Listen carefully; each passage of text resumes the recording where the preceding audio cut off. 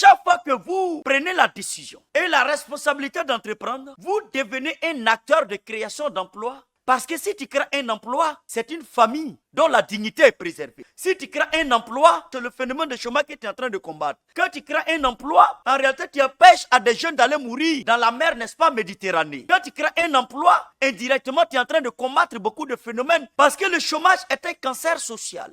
Le chômage est un danger. Parce que vous savez, lorsqu'une personne est au chômage, il est exposé à toutes sortes de vices.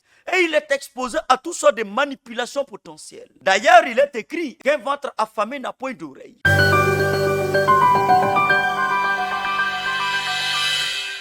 Chaque fois que vous avez à l'idée, ou alors que vous êtes déjà en activité en tant qu'entrepreneur, ou alors que vous êtes un leader, même politique ou dans l'administration, n'est-ce pas, engagé à la promotion de l'entrepreneuriat, vous devez avoir à l'esprit le fait que votre décision a une conséquence sociale. 1. La création d'emplois et la lutte contre le chômage. Notre époque aujourd'hui fait face à une problématique majeure. Généralement, on parle de développement de nos nations, de nos pays. Mais il y a un sujet sur lequel on fait moins de commentaires. Tout développement qui n'est pas autour du développement humain, quelque part, est en train d'échouer. Et je crois que c'est la question fondamentale de tout système de développement. Chaque fois que vous prenez la décision et la responsabilité d'entreprendre, vous devenez un acteur de création d'emplois et par ricochet de lutte, n'est-ce pas, contre le chômage. Donc la stabilité même d'une nation et sa construction dépend de la capacité de ce pays à mettre, n'est-ce pas, les hommes et les femmes au travail. Donc l'entrepreneuriat joue un rôle fondamental en ce sens que cela donne la possibilité, n'est-ce pas, de contribuer massivement à la création d'emplois dans un pays donné. Chaque fois que vous prenez la décision d'initier un projet, indirectement, dans sa phase et dans la quête d'impact social, vous êtes en train de contribuer efficacement, directement ou indirectement, à la création d'emplois. Alors je voudrais ce matin, à tout leader qui m'écoute, que l'entrepreneuriat n'est pas une option dans l'organisation d'un pays. L'entrepreneuriat n'est pas une option quand on a échoué peut-être à obtenir un concours.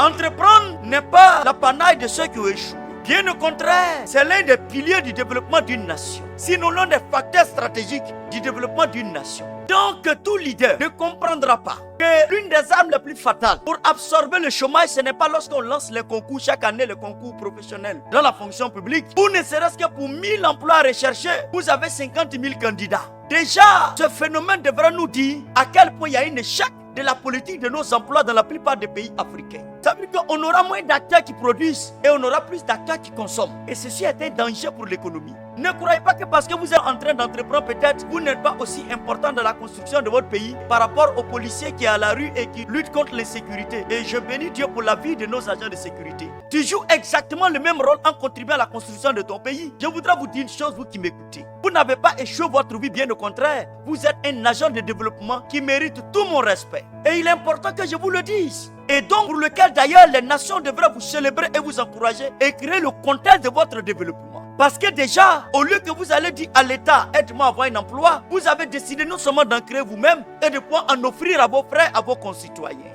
Souvent nous sommes nombreux à condamner les jeunes. Ah, les jeunes ils sont paresseux, les jeunes ils se droguent et ainsi de suite. Mais quelles sont les initiatives que nous prenons pour que tout jeune qui aspire à entreprendre puisse le faire dans les meilleures conditions? Parce que ne nous y trompons pas du tout. Entreprendre sur notre Afrique est extrêmement difficile. C'est la raison pour laquelle lorsque tu fais le choix d'entreprendre, par exemple, tes parents estiment que tu as échoué. Mais quand tu viens leur présenter par exemple ton admission à un concours, on va tuer le bébé pour te célébrer. Une nation ne peut pas créer de richesse qui descend sur les citoyens s'il n'y a pas d'acteurs locaux qui animent la vie économique. Vous savez, on a une idée erronée de la réalité entrepreneuriale. Parce que c'est une science qui ne respecte pas simplement, qui ne respecte pas, vous savez, les notions pédagogiques universitaires. Et généralement, tout ce qui échappe au domaine de la science universitaire ou académique, généralement, on n'y prête pas trop d'intérêt. C'est là le conflit et la difficulté surtout pour beaucoup d'acteurs politiques africains. Puisque l'entrepreneuriat, vous allez voir quelqu'un qui a fait CM2 et qui peut entreprendre pour devenir multimilliardaire. Il y a problème.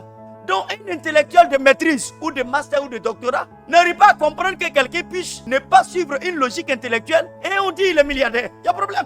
Il ne s'agit pas de prêcher la bonne parole dans les chapelles de nos administrations. Il va falloir passer à l'acte en acceptant de perdre des fonds publics. Non, ce n'est pas toujours mauvais d'essayer des choses, d'essayer toujours. Même si on a échoué, on aura appris. On parle de tout, mais il y a quelque chose qui nous échappe.